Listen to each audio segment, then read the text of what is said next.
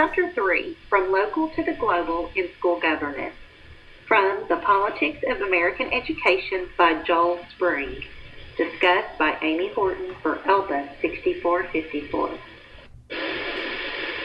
This chapter begs the question, who controls education?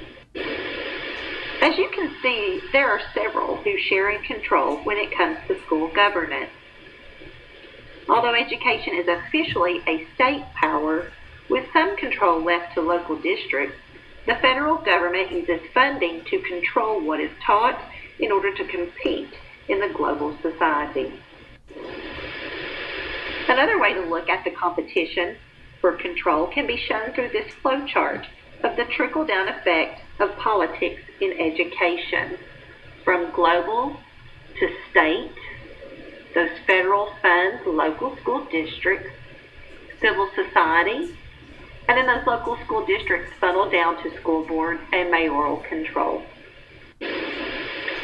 Looking at the order of influence over education, it is obvious that many groups from all levels, federal, state, and local, exhibit some form of control over education. For example, federal policy mandates, members of state legislatures specializing in educational issues, legislature as a whole, chief state school officer and senior state officials in state departments of education, coalitions of educational interest groups like teachers, administrators, and school boards, teacher unions, governor and executive staff, legislative staff, state board of education, school board associations, associations of school administrators, the court, non-education interest groups, lay groups such as the PTA, educational research organizations, and education businesses.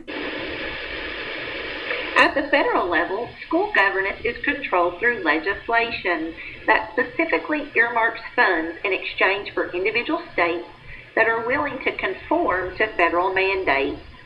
Examples of such legislation include Title I of 1965, NCLB, or No Child Left Behind, in 2002, and most recently, the Race to the Top in 2009.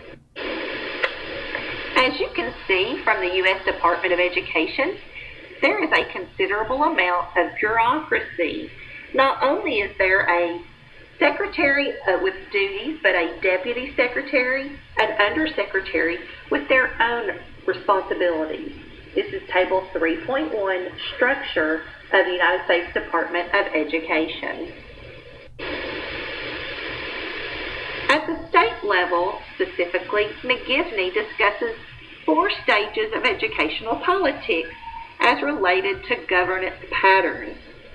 Stage 1 is local constituency.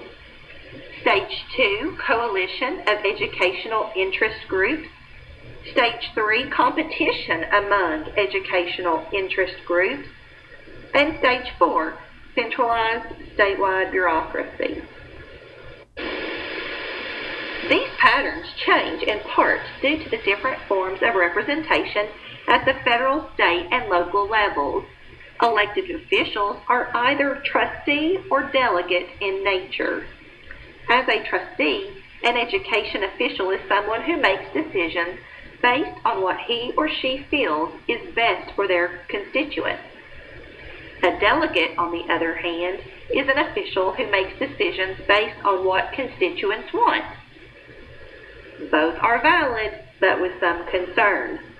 When elected officials change from trustee and delegate, the shift is readily felt by educators.